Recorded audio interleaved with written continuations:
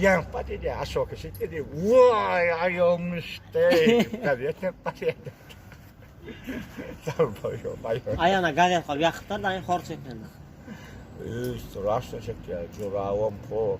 Yuma ya. Ya birza anekdot aytib ber, biratom. Birza anekdot aytib ber.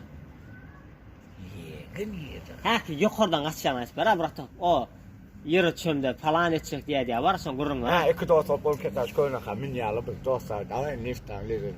Davay. Sülyotka yalara yala davay. Kıyırınan baktı ya şu lim olsun değil. Kıyır oturur olsun. Min yalı bak. Ay davay baktı ya şu lim olsun. 50 gram oluyor. Ayırın şekyanı da yer var mı kaca? Kayt ya. Allah sen Kuday sen. Sağamanlık ayakın süsü. Ter mescitte bile. Tova yakına malı koyacak diye.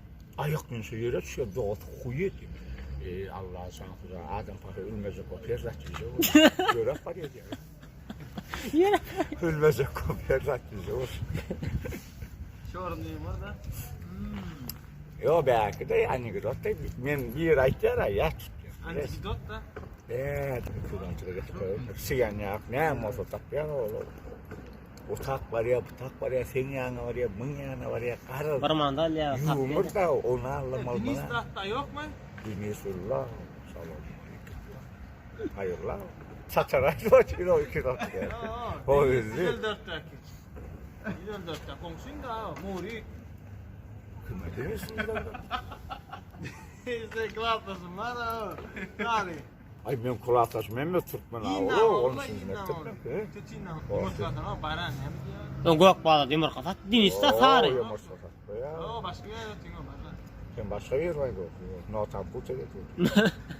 Notam. Ega. Aynen oğlum yığınanı da за счет компании да просто да. Форнида ekrana. Anekdot.